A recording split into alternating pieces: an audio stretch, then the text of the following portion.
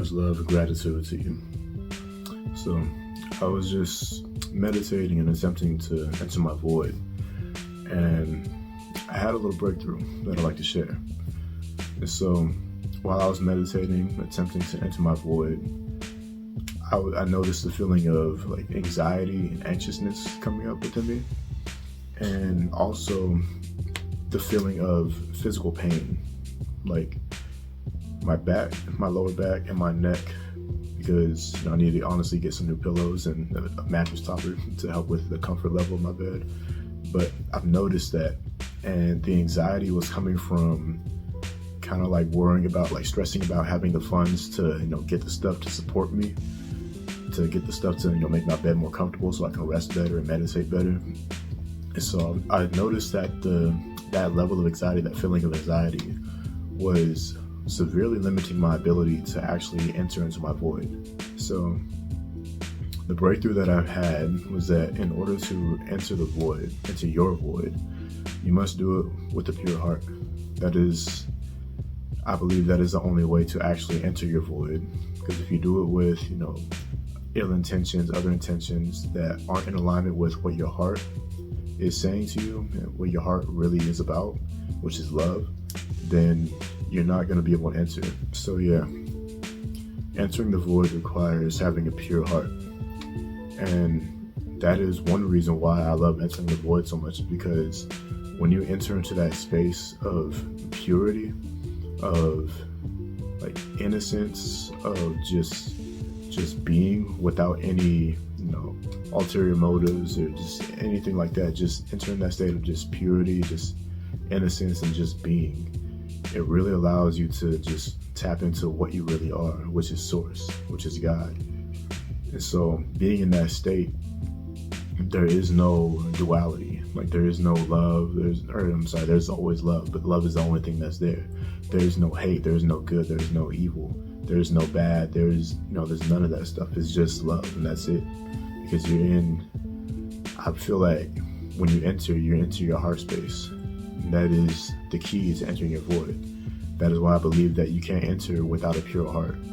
So if you're, in a state of anger, fear, anxiety, like I was, like you're gonna have most likely a difficult time entering the void, because it reminds me of, I forget which Bible verse it is, but it's not just in the Bible, it's in pretty much all religious texts, that you cannot enter, it is easier for a camel to enter through the eye of a needle than it is for a rich man or a wicked man to enter into heaven.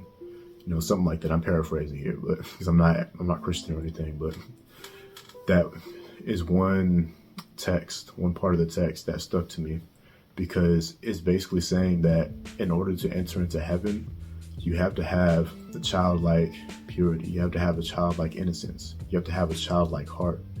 And so if you have that, that's why I believe that it's easier to enter into the void, because there's no resistance. Like you're in this state of love, so you're already on the frequency of being in the void. Because when you're in the void, it's not just blank, it's not just nothingness. It's love. How should I explain it? It's love it's a state of love with the potential for anything and everything. I see it as where it's like entering into a state of pure love, where it leads you into your pure self. And in your pure self, anything is possible. You can do anything that you desire, because anything that you desire from that space is in alignment with the highest good of you and the highest good of humanity. And so when you're operating in that space within the void, that's when you tap into, your gifts, what we call our gifts, clairvoyance, clairaudience, all those. And then astral projection, astral travel, remote viewing, stuff like that, to where you're able to really explore, the possibilities of this reality through yourself. You don't need these, devices like a phone or anything like that to go and view what's happening over in Europe, over in Africa. You can just do that yourself within your own heart and your own mind. It's kind of like your heart is the vehicle that takes you anywhere. and your mind is what decides where you would like to go. And so being able to meditate and be in that state, what you take from that is the feeling of being in that state, the feeling of embodying that state of pure love, that state of unconditional love. And so when you're able to embody that within your everyday life, that's when you notice yourself feeling better, just as a default. It's like your default setting is feeling good, it's feeling love. And then you're able to live and lead a better life because of that. That is my perspective of it, and that's how it's been helping me in my everyday life. So I don't enter my void just to get stuff or just to experience things. I enter my void mainly for the reminder of what it feels like to be true love, to be just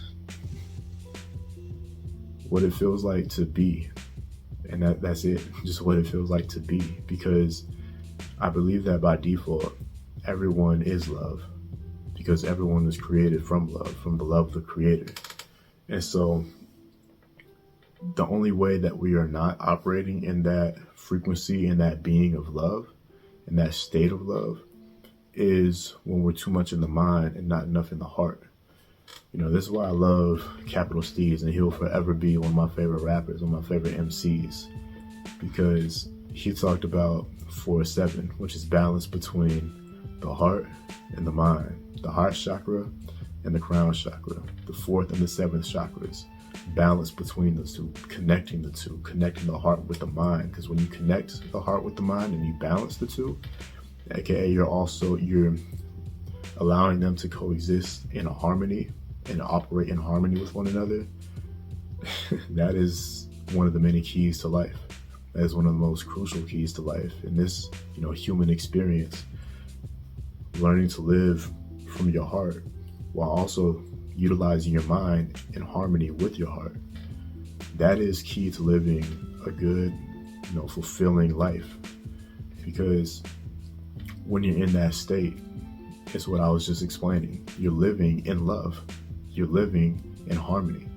You're living from your heart while also utilizing your mind to more, let's say, logically break things down and use your discernment to see, when things are right for you, because your heart can lead you to what is right for you, can lead you to who is right for you. But then it's your mind that allows you to use discernment to see why. Why is that? And understand what it is that your heart has led you to. Because really your heart already knows everything. Your heart already knows it all. But being in this third dimension, like I was talking about in my last video on manifestation, I believe that a big part of us being and living in this third dimension is to really understand everything. Because everything happens so much slower here. When we're in the 4th, 5th, and higher dimensions, everything happens instantaneously. Like if we want to manifest a mansion and we have, the capacity to perceive what a mansion is, then we think about it, there it is, we're already inside it. And we can just create just like that. But in this third dimension, everything happens so much slower. And so I believe that the reason why it's so slow is because it allows us to really take our time to perceive everything that's happening at this lower rate, so that we can take our time to understand and really see what is happening. And so our heart, it leads us, it guides us, but then our mind understands. And then when we understand, that opens the door for overstanding and understanding, which again is in the heart. So we're basically uncovering what is already in the heart through our mind. So I hope that makes sense. But to me, that is one of the main reasons why I enter into my void, why I meditate and do void state meditation, is because it allows me to embody pure love. It allows me to embody what the Creator is. It allows me to experience what the Creator feels. And to me, that is what life existence is about. Understanding and living as an aspect of the Creator. Because I believe that, We're all individual aspects of the Creator, not just humans, but every single being in existence, every single thing in existence. Everything in existence is an aspect of the Creator. And so us living and experiencing, what we experience during our lifetimes, it all contributes to the collective evolution of consciousness. Because I believe that everything is happening for a reason. Everything is already everything is already written in the stars. Everything is already what it is. But the more that we understand, the more that we see and perceive everything that's going on, everything that's happening, and understand why it's happening, now we have the consciousness and the awareness to make better decisions for ourselves. Now, instead of just, going along with the status quo and going along with what has already been written for us in the stars, now I believe that we can transcend that. Now we can take what is written for us and we can add on to it. So that might be another video for another day, but again, the big breakthrough that I've had from today's, just as of 30 minutes ago, the meditation that I just did, was that it is, I don't want to say it's impossible, but it is very difficult to enter into your void without being in a pure heart, without having a pure heart. And so that may mean that you have to do some shadow work. I mean, everybody has shadow aspects to themselves. For me, I'm still doing shadow work to this day. I don't know if it'll ever end really until I evolve to a higher state of consciousness to where maybe I don't have any more shadow selves. I don't know, but I haven't reached those states of consciousness yet. So until then, I'm still doing shadow work. And then just inner work in general, things that happen to us, trauma that happens to us, learning lessons, things that we've done to others, reflecting on ourselves, our own setbacks, our own mistakes, everything that involves, or everything that is included under the umbrella of inner work, you got to do it. You can't just go into your void and just, manifest it all the way. It don't work like that. This isn't what this is about. That's not what this is about. And so you have to always be doing the inner work. You have to always be doing the work on yourself, within yourself, so that you can continually become the best version of yourself. Because there technically is no best version of yourself, just like there technically is no highest version of yourself. These are just expressions that we use to describe, what we perceive from the human mind as a better or the most ultimate version of ourselves. When really, the higher that we go and the more that we evolve, that just unlocks even more potentials, more higher potentials for us to unlock and expand and grow into. So it's a forever game. It's a forever thing. So just take that in mind. You must have a pure heart. And I'm not saying that you have to be completely healed of everything from your past and all that stuff. I'm just saying that you have to be able to drop into your heart space and just embody that love that is already there. It's that simple. The love is always there in your heart. You just have to be able to feel it. And so if you're able to feel into that, that's the key to entering your void right there.